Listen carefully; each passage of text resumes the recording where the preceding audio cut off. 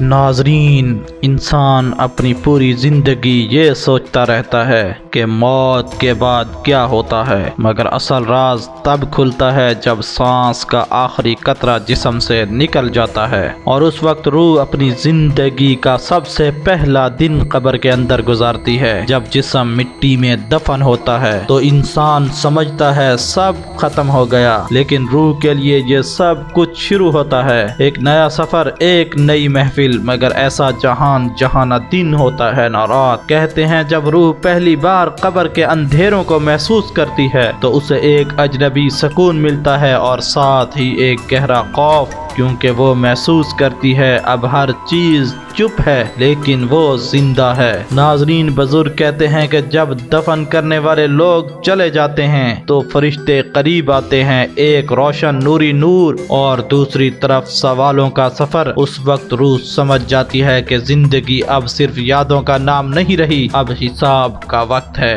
کچھ روحیں اس لمحے میں پرسکون ہوتی ہیں جیسے ان کے دل نے سکون پا لیا ہو، لیکن کچھ بے چین ہوتی ہیں، چلاتی ہیں لیکن کوئی سن نہیں سکتا، کیونکہ وہ اب اس جہان میں ہیں جہاں آوازوں کا جواب نہیں ملتا۔ کہتے ہیں قبر کا پہلا دن ایک لمحہ ہوتا ہے جہاں وقت رک جاتا ہے۔ روح اپنے جسم کو دیکھتی ہے، ان کے چہروں کو دیکھتی ہے جو اسے دفن کر رہے ہوتے ہیں، اور پھر اسے ایک اجنبی سکون میں لے جایا جاتا ہے، ایک پر اسرار جگہ، عالم برزخ۔ وہاں روح کے آس پاس صرف سائے ہوتے ہیں، نہ سورج نہ چاند، صرف ایک نور جو دل کے حساب سے بدلتا ہے۔ اچھی روحیں اس جگہ میں روشنی محسوس کرتی ہیں جیسے خدا کی رحمت ان کے گرد لپٹ گئی ہو، اور بری روحیں ان کے آس پاس ہوا، سردی اور اندھیرا بھر جاتا ہے۔ وہ چیختی ہیں مگر ان کی چیخ کوئی نہیں سنتا۔ ناظرین، وہ پہلا دن روح کے لیے سب سے لمبا دن ہوتا ہے، کیونکہ اس وقت وہ سمجھتی ہے کہ